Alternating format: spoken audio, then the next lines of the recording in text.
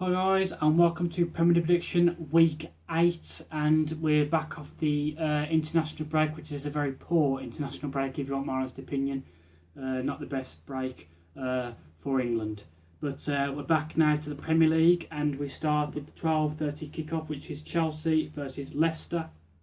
And we spoke about Chelsea just before the break, saying how they've dipped out of form a little bit. I do feel that Chelsea are maybe one good performance away from getting back to their best, because you don't become a bad team overnight. Let's get it right.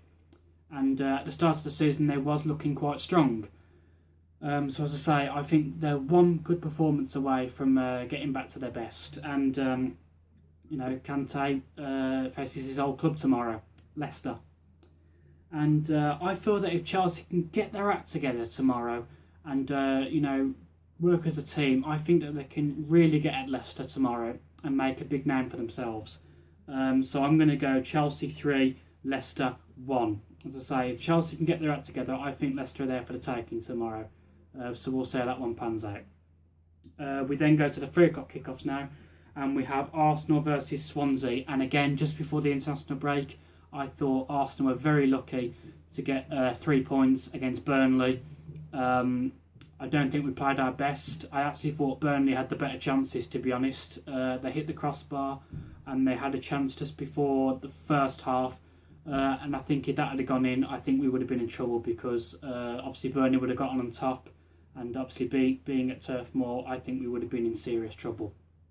But yes, I do feel that we was lucky. Some might argue it was handball as well. I'd probably say it was more ball to hand more than anything. But and then other people were saying that the time had gone. It was like 4 minutes and 5 seconds over. So yeah, we got lucky. Fair enough, we got lucky. But it was important 3 points. And again, Arsenal always seem to struggle against Swansea. I think that we haven't beat them in the last 5 seasons. I think we've picked up 3 draws and lost 2. In the last 5 seasons at home as well against Swansea, and that's not a very good record, to be honest. I'm not impressed with that at all. That's quite embarrassing, to be honest. No disrespect to Swansea, but if Arsenal want to be serious title contenders, they've got to get rid of that form now. And speaking about that, I do feel that Arsenal are a little bit of a different animal this year. I do feel we're a little bit stronger. We have Mustafi at the back, Granit Xhaka in midfield. So I do feel that we are improving and we are stronger than last season.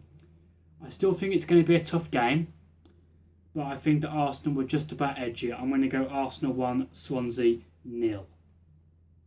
We then have West Brom versus Spurs, and Tottenham just before the international break. They absolutely demolished Manchester City.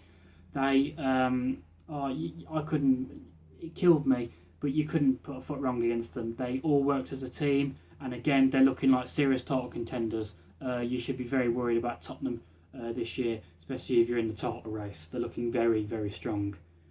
And I don't feel that they're going to have much problems against West Brom tomorrow. No disrespect to West Brom, but I think that Spurs will find this one quite easy. I'm going to go West Brom 1, Spurs 3. We then have Stoke versus Sunderland. We spoke about Stoke this season. Saying how they've dipped out of form a little bit. They haven't found their feet. And I've actually tipped them for relegation at the moment. The way they're playing, it's quite worrying at the moment. The way they are playing. They've got to start doing something. I think they are missing Jack Butland quite a lot in goal at the moment. And we move on to Sunderland. Again, they're not really living up to their potential either. Haven't really kicked off from last season. I think they've been in a relegation battle now for the last 3 or 2 seasons. I think this is their 3rd season now. They're facing relegation, and that's in some kind of way, it's kind of depressing. If you're a Sunderland fan, that's quite depressing. Do you know what I mean? Like it feels like your club's got no ambition. You're going nowhere. You're in the same position 3 seasons later. David Moyes hasn't really done anything special since he's been there. I don't think it's going to be the best game to watch, to be honest. Both teams struggling for goals, both teams not very good at defending. So I'm going to go Stoke 1, Sunderland 1, but I don't think it's probably going to be the best game to watch. No disrespect to those two teams, but it is what it is. We have Bournemouth versus Hull again. Bournemouth pretty much doing exactly the same as they did last season. Playing quite entertaining football, scoring a lot of goals, do concede a lot as well. I spoke about Hull this season. I did think they started off strong at the start of the season, but they seem to have dipped out of form a little bit. I think it all went terribly wrong when they lost to Manchester United in the 93rd minute. Don't think they've recovered since then, to be honest. And I think Bournemouth are the better side going into this game. And being at home, I think they'll just about edge it. I'm going to go Bournemouth 2, Hull 1. We then have quite a very good game, which I'm looking forward to, which is Manchester City versus Everton. And again, we spoke about the Tottenham game just before the international break. And Manchester City need to sort that out. Because they, yes, you can argue it was a good comeback against Celtic, but they let 3 goals in against Celtic. And they could have let 3 goals in against Tottenham. Yes, it was a save. No, he saved the penalty, this goalkeeper. I think his name's Bravo. I'm not sure how you pronounce it. But for me, he's a sack of shit. He's absolutely... he's a defender's nightmare for me. And I sit there and I think to myself, they got rid of Joe Hart for this goalkeeper. Very, very bad move. He's got very poor judgment. He's got a very bad touch. He gives fouls away, and he just doesn't look convincing at all. And obviously, Manchester City would like to consider themselves, and you'd expect them to be very serious title contenders. But as we've learnt with Arsenal over the years, you need a solid goalkeeper to have a title race and to be champions. We've had it with Almunia and Szczesny, nowhere near title contenders with those kind of goalkeepers. And I feel that Manchester City, yes, they score goals, but they're letting in too many goals at the moment. Having a goalkeeper like that, they're in serious trouble. So I think they need to do something special. Maybe bring Joe Hart back off loan, because I just feel that this keeper's very, very poor at the moment. Yes, you can argue that David De Gea started off like that when he first came to Manchester United. But, and again, Manchester United didn't win the title the first season under him. So, there you are. And I do feel that Manchester City did miss Kevin De Bruyne a lot in that game against Tottenham. Moving on to Everton. Again, I think they've done well this season. I think they're around the top. I think they might be 5th or 4th in the table. A couple of weeks ago, there was actually 2nd. They've done really well under Ronald Koeman. They've definitely been a better Everton this season than last season, put it that way. And I'm looking forward to this one, but I do think it's going to be quite tight. I fancy Everton to get something out of this game, actually. I'm going to go Manchester City 1, Everton 1. I'm really looking forward to that game. Hope it lives up to its promises, and hopes that to be a good game. The 5:30 kickoff, which is Crystal Palace versus West Ham. We spoke about Crystal Palace, saying that they've just started to go on a run of form now. They've started to look quite promising the last couple of weeks. We've also spoke about West Ham, saying that they've something's gone terribly wrong there. Yes, I understand that moving into a new stadium. I've been there myself. It can, it can be hard, But at this moment in time, with the money that West Ham has got and the players that they've got, I would class West Ham as maybe a top 6, maybe top 7 kind of club, and they should be picking up results and getting quite comfortable results home and away. So I feel that their fans will want to see some performances soon. Again, I don't fancy them to win tomorrow. I do think it's going to be quite hard, but I do fancy a draw. I'm going to go Crystal Palace 1, West Ham 1. I don't think Palace are strong enough to beat West Ham, but I don't think West Ham are good enough to beat Palace, so a draw for me. We then move to the Sunday kickoffs. 1:30 Middlesbrough versus Watford. I've spoken about Middlesbrough this season, been very impressed with them. I think they've had a good comeback to the Premier League with being 8 seasons away. I think it's been 8 seasons, so they've done quite good actually to come back up and be where they are in the Premier League. I spoke about Watford many times, saying that they don't concede a lot of goals, but they don't score a lot of goals either. You know, you'd think to yourself, if they could score a little bit more with the defending that Watford's got, they could. Maybe I'm going a bit optimistic, but they could maybe be a European side. You know, get in that top 6, top 5, but you know, they just don't score enough for me. Yes, as I said, they don't concede a lot, but they just don't score enough.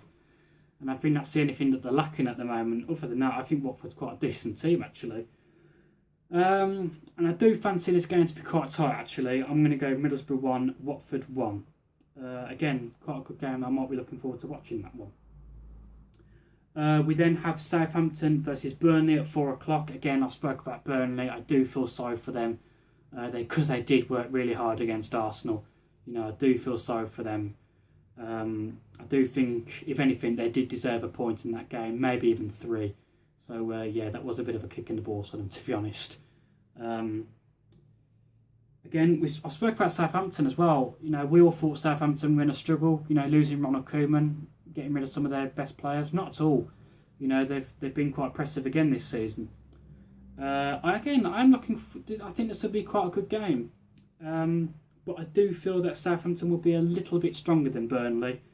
Well, I say a little bit stronger. I think that Burnley will defend hard, but obviously we all know Southampton's got the better class. Obviously, I do feel because Burnley will defend quite hard. It's going to be quite tough, but I'm going to edge it for Southampton. I'm going to go Southampton 2, Burnley 1. I do fancy Burnley to score in this game, to be fair, but as I said, with the quality that Southampton has got, I think they'll nick it. Then we move to a very tasty Monday night football, which is Liverpool versus Manchester United. And some guy commented on my video 2 weeks ago, claiming that I don't seem to give a lot of results to Liverpool, even though they're in good form. Absolutely not at all. It's not a biased thing. It's nothing against Liverpool. I call what I see.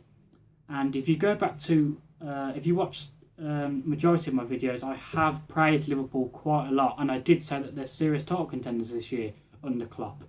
You know, I do feel that he's turned Liverpool around, and maybe I have been proved wrong a little bit, because I thought that Liverpool were a little bit like Arsenal. You know, they would beat a team like, say, Chelsea 2 weeks ago or 3 weeks ago now. Actually, I'll use an example. They beat Arsenal 4-3. And they looked really good that day. Then the week after, they lose to Burnley. And I just feel that that's the problem that Liverpool's always had. You know, they don't capitalise on their great form. You know, they'll have 5 or 6 great games and then they'll play really bad. And I feel Arsenal's exactly the same. And that's all I was doing 2 weeks ago. They had a very good result against Leicester. And I thought, well, it might have been somebody, I can't remember who they played. It was a very good result anyway. And then I thought, yeah, Swansea, are they going to take the foot off the gas? Is it going to be typical Liverpool where they're just going to have a poor result? It was a penalty that won them the game. I don't think they played the best against Swansea, but they got 3 points. But I'm going to go for Liverpool in this game, because I do believe out of the 2 teams, Liverpool are playing the better football at the moment. And I'm going to go back to that gentleman's comment in a minute. As I said, I do feel Liverpool are playing the better football at the moment out of the 2. It's always lively. It's going to be a hot crowd. It's at Anfield. It's a very emotional crowd. You know, they very passionate atmosphere, very passionate stadium. And I feel that Liverpool edge it. I'm going to go Liverpool 2, Manchester United 1. But going back to that gentleman's comments, I like the fact that he commented and gave me his thoughts and views of my videos. Yeah, he might have thought that I was being biased or thought that I was being a little bit unfair towards Liverpool, but that's why I like these comments. I always say every single week, leave your comments in the comment section below. Leave your comments of what you think about Manchester City's goalkeeper. You know, leave your comments about what you think of my results. You know, because there's 2 things that make me happy when people comment on my videos. A, it means that you're watching my videos. When he says, you know, that you always seem to go against Liverpool, so that means you're watching my videos, which makes me happy. But 2, it it explains to me how the people are feeling about my videos. You know, you might enjoy them. You know, I've got 15 subscribers, so you might enjoy them, but you know, you might want to say that I disagree with you there, or you don't seem to go for Liverpool quite a lot, or Spurs, or whatever. And I will always comment in the comment section below. You know, I'll always reply to comments and have a conversation with people, because at the end of the day, it's football. We're all fans, and we're just talking football and having debates at the end of the day, and opinions. That's the key word here, opinions. And that's all these are really. They're just predictions, opinions, and at the end of the day, let's be fair, they're just guesses really, because that's what the whole game is. No one knows what the results will be, so they're just guesses at the end of the day. So yeah, it's nothing personal against Liverpool. I've said the same about Arsenal before. Even as an Arsenal fan, I've gone results against us and said that we were poor. Listen, I thought we were fucking shite against Burnley. I don't think we deserved to win at all, and that's coming from an Arsenal fan. And not a lot of Arsenal fans would admit that, but I thought we were fucking dreadful, and we didn't deserve the 3 points at all.